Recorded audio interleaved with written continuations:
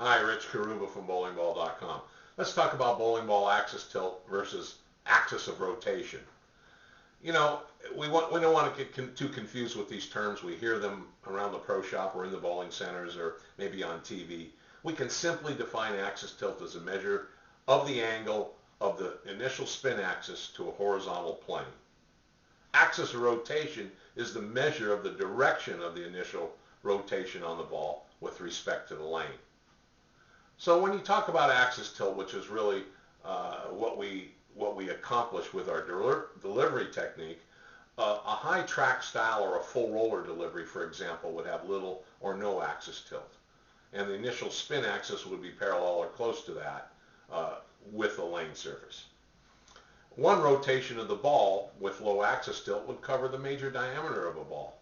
A spinner, on the other hand, would have, that's a ball we completely rotate, it's almost spinning on one point, would have an initial spin axis tilted up from the lane, and then the ball track would be far away from the thumb and finger holes. One rotation of the ball would, it would cover a much smaller diameter than we've seen with higher track players. Now, the spinner style typically gets the ball further down the lane, more so than a low axis tilt technique.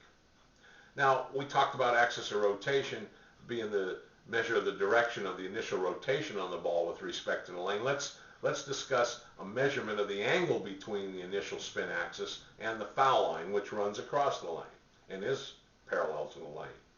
A 0-degree axis of rotation, basically we could consider all forward roll. End over end is a term we hear.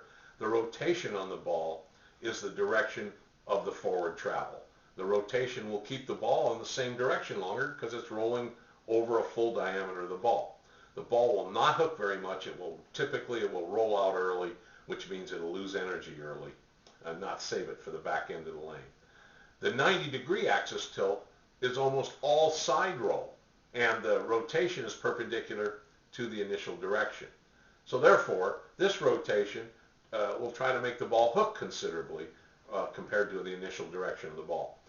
This gives the ball more hook potential. The style of a higher axis tilt will cause the ball to skid further down the lane and then hook more on the back end of the lane. That's what you get when you rotate your ball a lot. A bowler with this style must likely need balls drilled to hook sooner. In other words, if you have a very low axis, very high axis tilt, you spin the ball a lot, you're going to need to put some drilling layout in there where the pin is close to the CG or to the axis, and maybe use an axis weight drilling, something that's going to stabilize it, make the ball roll a little more evenly and not stay in the spin mode quite so long. Most bowlers, most of us fall between 10 and 45 degrees, by the way, of axis tilt or axis of rotation. But it's still important to understand how the range of axes of rotation affect bowling ball motion.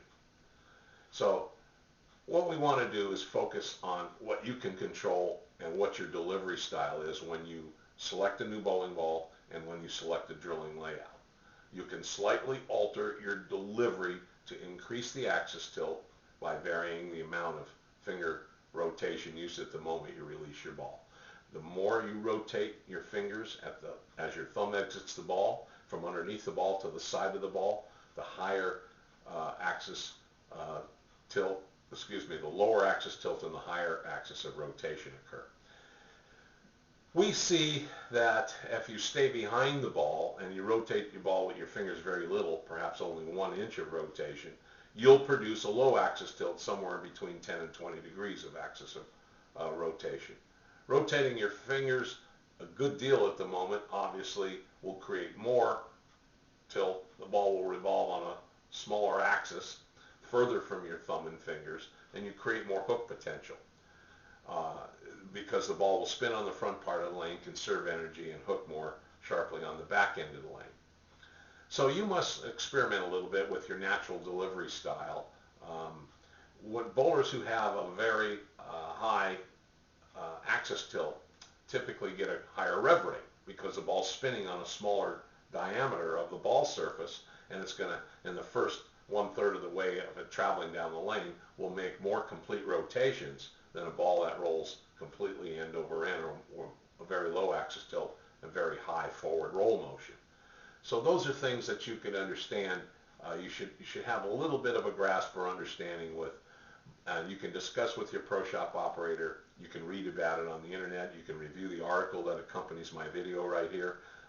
But those are the things that typically are described by axis tilt. You'll see the axis tilt term appear more in my articles than anything. It just depends on the less you rotate the ball, the less axis tilt. Okay? Anyway, we hope you learned something from this or get a little more familiarized with some of these terms, and we thank you for visiting today.